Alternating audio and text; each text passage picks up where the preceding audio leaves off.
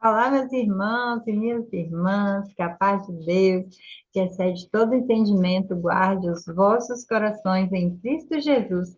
Quando Deus usa a escassez para revelar o coração, e muitas vezes aquilo que parece faltar é o caminho da verdade de Deus para as nossas vidas.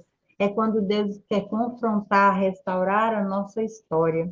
Antes de Deus restaurar relacionamento, ele confronta a nossa consciência. Nosso texto é Gênesis 42. Vamos à leitura? Quando Jacó soube que no Egito havia trigo, disse a seus filhos: Porque estão aí olhando uns para os outros? Disse ainda: Ouvi dizer que há trigo no Egito, desçam até lá e comprem trigo para nós, para que possamos continuar vivos e não morramos de fome.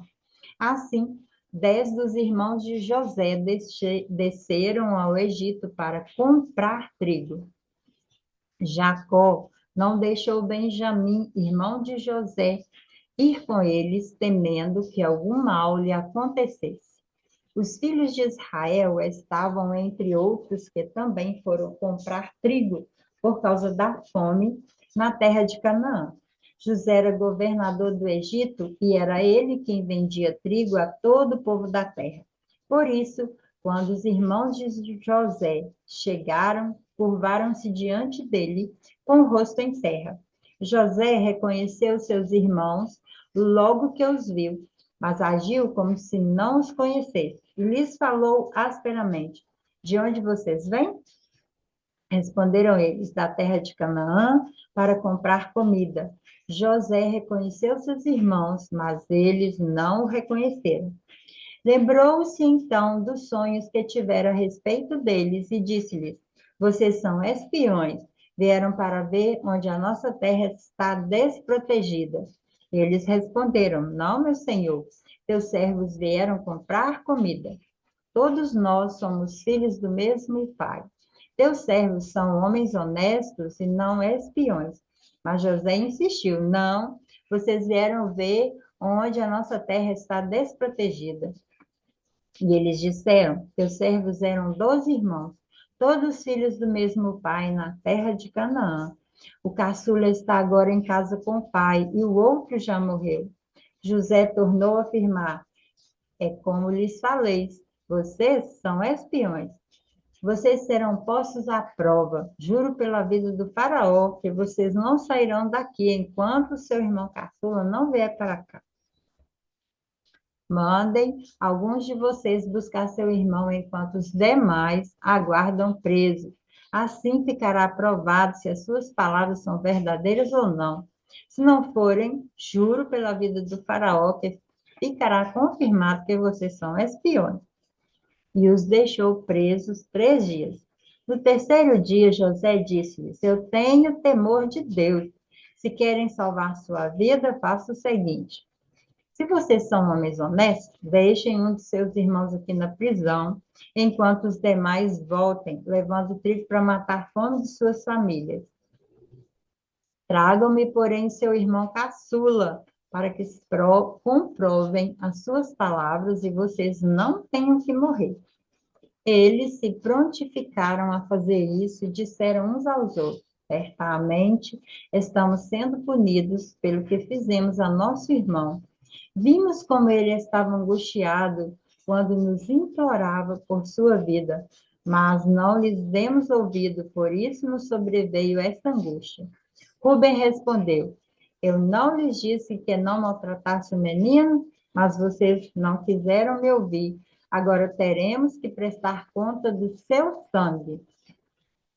Eles, porém, não sabiam que José podia compreendê-los, pois ele lhes falava por meio de um intérprete. Nisso, José retirou-se e começou a chorar, mas logo depois voltou e conversou de novo com eles. Então, escolheu Simão e mandou acorrentá-lo diante deles. Em seguida, José deu ordem para que enchessem de trigo suas bagagens, devolvessem a prata de cada um deles e, colocando-a nas bagagens, lhe dessem mantimento para a viagem. E assim foi feito. Eles puseram a carga de trigo sobre seus jumentos e partiram. No lugar onde pararam para pernoitar, um deles abriu a bagagem para pegar forragem para o seu jumento e viu a prata na boca da bagagem. E disse a seus irmãos: Devolveram a minha prata, está aqui na minha bagagem. Tomados de pavor em seu coração e tremendo, disseram uns aos outros: Que é isto que Deus fez conosco? Ao chegarem à casa do seu pai Jacó, na terra de Canaã, relataram-lhe tudo o que acontecera, dizendo: O homem que governa aquele país falou asperamente conosco e nos tratou como espiões. Mas nós lhe asseguramos que somos homens honestos e não espiões. Dissemos também que éramos 12 irmãos, filhos do mesmo pai, e que um já havia morrido e que o caçula estava com nosso pai em Canaã. Então o homem que governa aquele país nos disse: Vejamos se vocês são honestos. Um de seus irmãos ficará aqui comigo, e os outros poderão voltar e levar mantimentos para matar a fome das suas famílias. Tragam-me, porém, o seu irmão caçula, para que eu comprove que vocês não são espiões, mas sim homens honestos. Então lhes devolverei o irmão e os autorizarei a fazer negócios nessa terra. Ao esvaziarem as bagagens, dentro da bagagem de cada um estava sua bolsa cheia de prata. Quando eles e seu pai viram as bolsas cheias de prata, ficaram com medo. E disse-lhe seu pai Jacó: Vocês estão tirando meus filhos de mim. Já fiquei sem José, agora sem Simeão, e ainda querem levar Benjamim? Tudo está contra mim. Então Ruben disse ao pai: Podes matar meus filhos se eu não o trouxer de volta. Deixa-o aos meus cuidados e eu o trarei. Mas o pai respondeu: Meu filho não descerá com você. Seu irmão está morto e ele é o único que resta. Se qualquer mal lhe acontecer na viagem que estão por fazer, vocês farão estes meus cabelos brancos descer à sepultura com tristeza. Esse texto traz para a gente o fato que acontece com José anos depois de ele ser vendido pelos irmãos. Agora, José, o governador do Egito, e uma grande fome atinge a região. Canaã é afetada. Jacó e seus filhos vão ao Egito para comprar. Mas Jacó não deixa que seu filho Benjamim vá.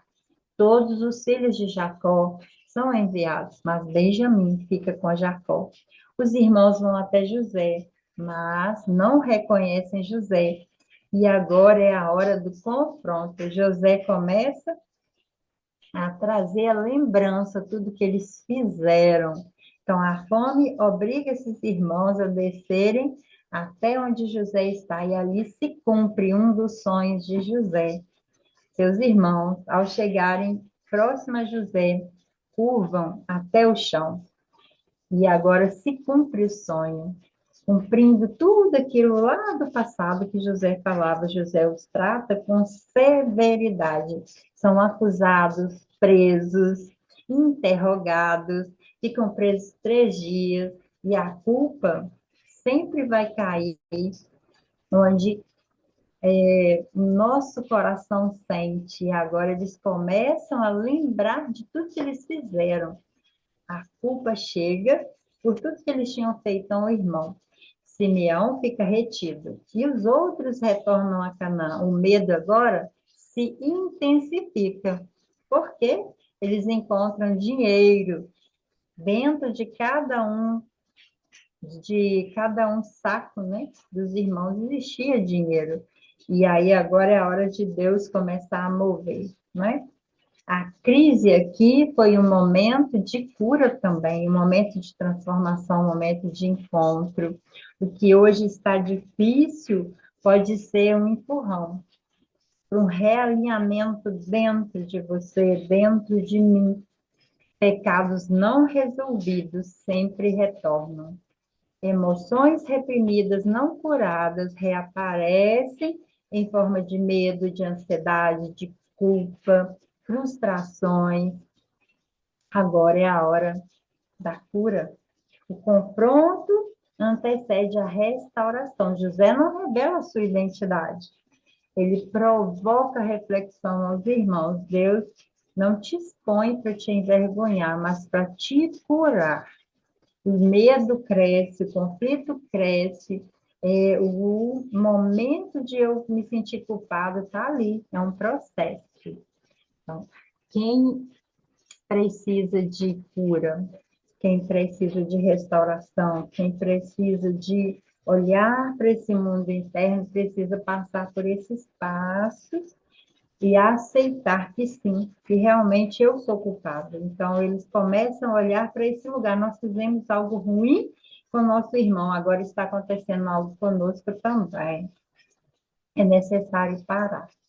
Uma sementinha para a sua vida, como que você aplicaria isso? Separe um tempo para orar, refletir. O que tem aí que você não resolveu ainda?